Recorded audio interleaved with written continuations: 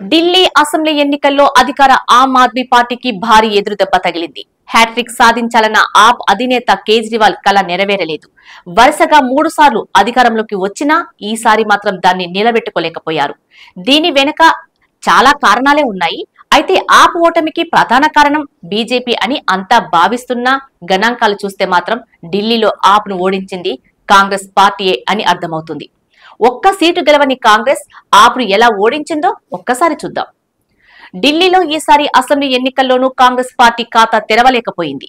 BJP ఆప్ మధ్య సాగిన హోరాహోరీ పోరులో కాంగ్రెస్ పార్టీకి మరోసారి షాక్ తప్పలేదు. అయితే ఢిల్లీలో ఖాతా కూడా తెరవని కాంగ్రెస్ పార్టీ అధికార ఆప్ ను తిరిగి అధికారంలోకి రాకుండా అడ్డుకోవటంలో మాత్రం సక్సెస్ అయింది.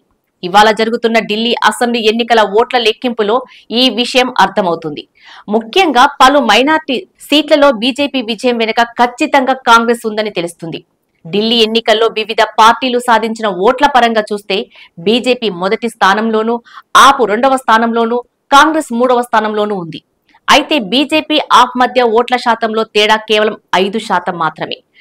అదే సమయంలో కాంగ్రెస్ ఓట్ల శాతం 6.7గా ఉంది. దీన్ని బట్టి చూస్తే కాంగ్రెస్ పార్టీ ఏ స్థాయిలో ఓట్లు చీల్చిందో అర్థమవుతుంది. ఇండియా కూటమిలో ఉన్న తమను కలుపుకోకుండా విడిగా పోటీ చేసిన ఆపుకు కాంగ్రెస్ షాక్ ఇచ్చినట్లు తెలుస్తుంది. ఇవాళ కౌంటింగ్ ఆరంభ సరళిలోనే ఢిల్లీ కంటోన్మెంట్ లో ఆప్ కి చెందిన వీరేందర్ సింగ్ కడియన్ కేవలం 300 ఓట్ల స్వల్ప తేడాతో బీజేపీకి చెందిన భువన్ తన్వర్ కంటే వెనుకంజలో ఉన్నారు. అదే సమయంలో కాంగ్రెస్ 1912 ఓట్లను సాధించింది. అలాగే ఆప్ అధినేత అరవింద్ కేజ్రీవాల్ పోటీ చేసిన న్యూఢిల్లీ సీట్లోనూ కాంగ్రెస్ అభ్యర్థి సందీప్ దీక్షిత్ ఆయన్ను దెబ్బతీయటంతో బీజేపీకి చెందిన పర్వేష్ వర్మ కేవలం 3000 ఓట్ల తేడాతో బయటపడ్డారు. బద్లీ, నంగ్లోయ్ ఝాట్, మాదీపూర్, రోహిణి, ద్వారకా వంటి కీలక నియోజకవర్గాల్లో ఇదే పరిస్థితి కనిపించింది. కాంగ్రెస్ తో లోక్సభ ఎన్నికల ఒప్పందం నుండి వైదొలగకుంటే ఆప్ మరిన్ని ఎక్కువ సీట్లు సాధించేదని ఈ ఫలితాలు స్పష్టం చేస్తున్నాయి. వాస్తవానికి 1998 నుండి 2013 వరకు ఢిల్లీని పాలించిన కాంగ్రెస్ గత 2 ఎన్నికల్లో ఒక్క సీటు కూడా గెలవకపోవడంతో ఆ పార్టీని ఎవరూ పట్టించుకోలేదు.